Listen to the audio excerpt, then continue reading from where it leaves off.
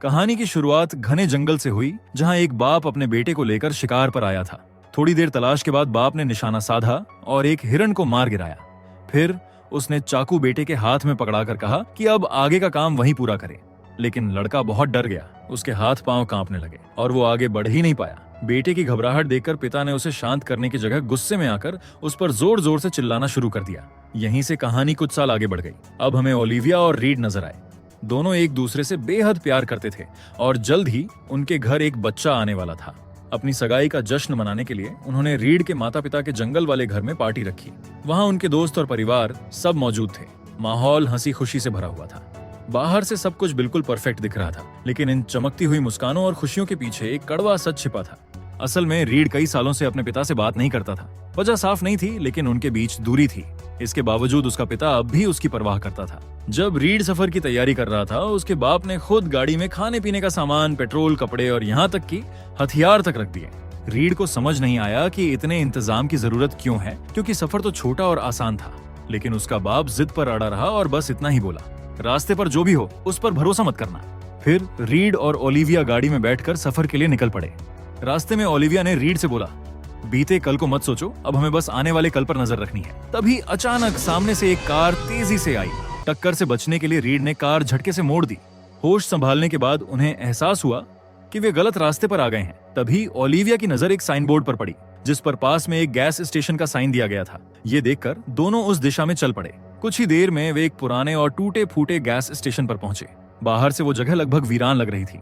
जैसे ही वे अंदर गए तो काउंटर पर एक बूढ़ा आदमी बैठा दिखा, लेकिन ये समझना मुश्किल था कि वो सो रहा था या मर चुका था। उन्होंने उसे जगाने की बहुत कोशिश की, लेकिन वो हिला तक नहीं। तभी अचानक एक औरत आई। उसका चेहरा डरावना और रूखा था। उसने गुस्से में पूछा, कौन हो तुम? मेरे आदमी को क्यों परेशान कर रहे हो? रीड और ओलिविया ने घबराकर कहा कि वे रास्ता भटक गए हैं। उसी समय औरत अजीब ढंग से हंसी और अपने पति से ऐसे बात करने लगी जैसे वहां कोई और हो ही नहीं। फिर उसने एक खौफनाक बात कही, जो लोग यहाँ आते हैं वो कभी अपना रास्ता नहीं ढूंढ पाते। ये सुनकर दोनों के रोंगटे खड़े हो गए। आखिर में औरत ने रीड को उस शॉर्टकट के बारे में बताया जो जंगल से होकर जाता था। रीड को शुरू में शक हुआ, लेकिन बाद में उसने उसका सुझाव मान लिया। फिर दोनों वहां से निकल पड़े। रास्ते में उन्हें वही शॉर्टकट मिला जो गैस स्टेशन वाली औरत ने बताया था और वे उस रास्ते पर चल पड़े। लेकिन उन्हें ये नहीं पता था कि ये रास्ता उन्हें सीधे एक डरावनी और खतरनाक दुनिया की ओर ले जाने वाला था। जैसे वे गाड़ी चला रहे थे, अचानक उन्हें गाड़ी रोकनी पड़ी। उन्होंने देखा कि रास्ते में एक पुराना जंग लगा हुआ कार का बम्पर पड़ा था। ये देखकर रीड गाड़ी से बाहर उतरा और बम्पर को हटाकर रास्ता साफ कर दिया। जैसे ही वे फिर चलने लगे, माहौल डरावना होने लगा। कार की विंडशील्ड पर अचानक खून टपकने लगा। धीरे धीरे पूरा शीशा लाल हो गया। तभी रीड के कान में किसी डरावनी आवाज ने उसका नाम पुकारा। तभी रीड होश में आया और समझा कि ये सिर्फ एक सपना था। उसने सोचा, शायद लंबी ड्राइव की थकान के कारण ऐसे सपने आए होंगे। लेकिन जब उसने पूछा कि कितने घंटे हो गए, तो ओलिविया हंसते हुए बोली, अभी तो सिर्फ 5 मिनट हुए हैं। ये सुनकर रीड सोच में पड़ गया। थोड़ी दूर आगे बढ़ने पर रीड ने सड़क के किनारे एक बूढ़ा आदमी देखा। उसने गाड़ी रोकने का सोचा, लेकिन ओलिविया ने चेतावनी दी कि वो आदमी खतरनाक हो सकता है। रीड ने उसकी बात अनसुनी कर दी और कार रोकी। उसने बूढ़े आदमी से पूछा, क्या आपको मदद चाहिए? बूढ़ा आदमी उन्हें देखकर चिल्लाया, वापस जाओ, जब तक मौका है। डर के मारे रीड ने तुरंत गाड़ी दौड़ाई और वहां से भाग गए। इसके बाद ओलिविया ने रीड पर गुस्सा किया और उसे डांटते हुए कहा, क्या तुम खुद को 3 साल पुरानी गलती के लिए सजा दे रहे हो? रीड ने उसे शांत करने की कोशिश की, लेकिन दोनों ये नहीं जानते थे कि असली डर अभी सामने आने वाला था। कुछ देर बाद वे रुके ताकि ओलिविया बाथरूम जा सके। वो जंगल की ओर चली गई और रीड कार में इंतजार करने लगा। तभी अचानक पास से किसी ने एक पाइन का फल फेंका। रीड उसे उठाने गया, लेकिन तभी उसे एहसास हुआ कि कोई पीछे से गुजरा है। जैसे ही वो पलटा, उसने देखा कि गाड़ी का पिछला दरवाजा खुला था। उसने सोचा कि शायद ओलिविया लौट आई है, लेकिन जब उसने पीछे की सीट देखी तो वो पूरी तरह खाली थी। तभी अचानक उसका हाथ कट गया। उसी समय ओलिविया घबराई हुई तेजी से दौड़ती हुई आई। वो चिल्लाते हुए बोली कि जंगल में कोई है। रीड कुछ बोल पाता उसे पहले ही ओलिविया ने गाड़ी स्टार्ट कर दी। रीड के मन में सवाल उठे कि आखिर ओलिविया ने जंगल में ऐसा क्या देखा। वो बुरी तरह डरी हुई थी और बार बार बोल रही थी कि जंगल में अजीब अजीब आवाजें आ रही थीं और पेड़ हिल रहे थे, जैसे कोई बड़ा जानवर वहां आया हो। रीड सोच में पड़ गया कि जंगल में जानवर होना आम बात है और अब जब वो गाड़ी में है तो सब ठीक होगा। लेकिन जल्द ही उसे कुछ अजीब महसूस हुआ। अब उसे हाल ही में घटी कोई भी घटना याद नहीं आ रही थी, न जंगल की घटना, न वो बूढ़ा आदमी। उसकी याददाश्त वहीं तक सीमित थी जब वे पुराने बम्पर के पास पहुंचे थे। रीड को चिंता होने लगी और वो सोचते सोचते सो गया। जब वो उठा तो देखा कि वे अब भी ड्राइव कर रहे थे। वो परेशान हो गया और पूछा, हम अभी तक क्यों नहीं पहुंचे? जैसे ही उसने साइड में देखा, उसे ओलिविया का एक भयानक रूप दिखाई दिया। ये देखकर रीड डर के मारे चिल्लाया और तुरंत जाग गया और ओलिविया उसके पास थी, जैसे कुछ हुआ ही ना हो। रीड को लगा कि कुछ गड़बड़ है। वे सगाई की पार्टी छोड़कर कई घंटे निकल चुके थे, लेकिन अभी भी उसी शॉर्टकट पर फंसे हुए थे। कार में गैस भी खत्म होने को थी और ओलिविया समय की समझ खो चुकी थी। उसी समय ओलिविया ने अचानक जोर से ब्रेक मारा। सामने का नजारा देखकर दोनों हैरान रह गए। वही टूटा हुआ बम्पर फिर से सड़क पर पड़ा था। रीड को अच्छी तरह याद था कि उसने वो बम्पर पहले ही सड़क के किनारे हटा दिया था। तभी ओलिविया को चक्कर आने लगे और उसकी नजरें धुंधली होने लगी। अचानक एक खून से सनी औरत सड़क के बीचों बीच आ खड़ी हुई। ओलिविया जोर से चिल्लाई और तुरंत एक्सीलरेटर दबाकर गाड़ी तेजी से घुमा दी।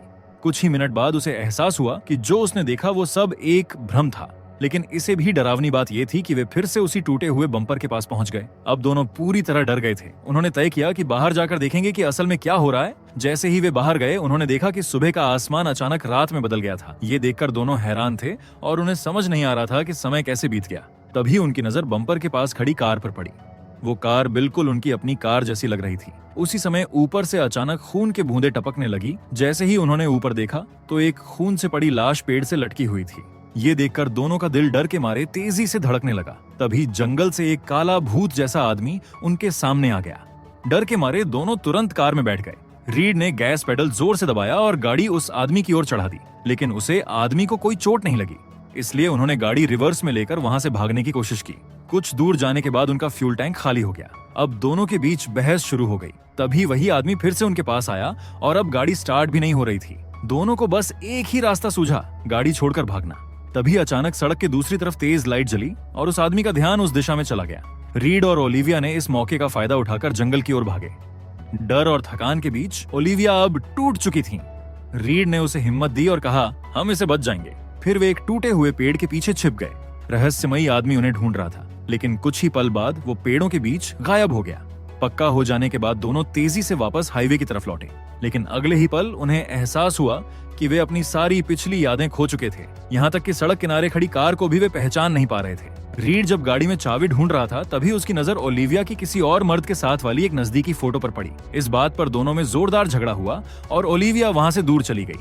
रीड जब गाड़ी में अकेला था, उसने वो फोटो फिर से देखा। तभी उसे समझ में आया कि उस फोटो में जो आदमी था वो और कोई नहीं बल्कि वो खुद था। वो ओलिविया को बुलाने के लिए जाने ही वाला था कि अचानक वही रहस्यमयी आदमी आ गया और रीड के सर पर डंडा मारकर उसे बेहोश कर दिया। जब रीड को होश आया तो उसने देखा कि ओलिविया भी उसके साथ बंधी पड़ी थी और वही रहस्यमयी आदमी पेड़ से लटकी लाश को खा रहा था। रीड को एहसास हुआ कि अब अगला नंबर उन्हीं का है। ये देखकर वो तुरंत ओलिविया से माफी मांगने लगा। ओलिविया को लगा कि शायद ये उनके जीवन का आखिरी पल है, इसीलिए उसने भी उसे एक बड़ा राज बताया और बोला कि वो अभी भी किसी और के साथ रिश्ता रखती है। ये सुनकर रीड टूट गया और उसने दिल पे पत्थर रखते हुए पूछा, बच्चा सच में मेरा है? तभी वो हुड वाला आदमी आया और ओलिविया को मारने ही वाला था कि अचानक एक डंडा आकर उस हुड वाले आदमी को बेहोश कर दिया। वो डंडा मारने वाला आदमी और कोई नहीं बल्कि वही बूढ़ा आदमी निकला जिसे वे बीच रास्ते में पहले मिले थे। फिर जल्दी से तीनों वहां से भाग निकले। रीड ने उस बूढ़े आदमी को अजीब तरह से जाना पहचाना महसूस किया, लेकिन उसे याद नहीं आ रहा था कि कहां से। उसने डरते हुए पूछा, यहाँ क्या हो रहा है और हम कहाँ हैं? बूढ़ा आदमी ने समझाया कि ये कोई साधारण रास्ता नहीं था, ये एक अजीब डायमेंशन था, एक मल्टीवर्स। ये रास्ता अनगिनत दुनियाओं से जुड़ा था। बूढ़े आदमी ने आगे बताया कि वो खुद भी लंबे समय से यहाँ फंसा हुआ था। यहाँ हर वर्षण मौजूद था, उनका अतीत, वर्तमान और भविष्य। लेकिन सबसे डरावनी बात ये थी कि ये रास्ता उनकी यादें बार बार मिटा देता था। चाहे कितनी भी कोशिश करें, वे सब भूल जाते। फिर आदमी ने बोला कि इस बार कुछ बदल गया था। ओलिविया और रीड ने कुछ ऐसा किया था जो किसी ने पहले नहीं किया था। उन्होंने गलती से सिस्टम में ग्लिच पैदा कर दिया था और शायद यही वजह थी कि बाहर निकलने का रास्ता भी खुल गया था। बात करते करते जैसे ही वे एक रोड साइन के पास पहुंचे, बूढ़ा आदमी अचानक अपनी याददाश्त खो बैठा। वो रीड और ओलिविया को पहचान नहीं पाया और उन पर हमला करने लगा। डर के मारे वे फिर से जंगल की ओर भागे। जंगल में रीड अब गुस्से में था, ओलिविया की धोखाधड़ी से परेशान, लेकिन उसने उसे पीछे छोड़ने का नाम नहीं लिया। उसने दिल पर पत्थर रखकर ठान लिया कि चाहे कुछ भी हो, वो ओलिविया को इस डरावने नाइटमेयर से बाहर निकालेगा। फिर उसके दिमाग में एक आइडिया आया। अगर बूढ़े आदमी की बात सच थी तो उनका पिछला खुद भी उसी टूटे हुए बम्पर के पास जल्दी ही पहुंच जाएगा जहां वे बाथरूम ब्रेक के लिए रुके थे। इसका मतलब था कि उनके पास एक मौका था। अगर वे अपने पिछले खुद से गैस चुरा सकें तो कार में रिफ्यूल करके घर वापस लौट सकते थे। अब उनका प्लान साफ था।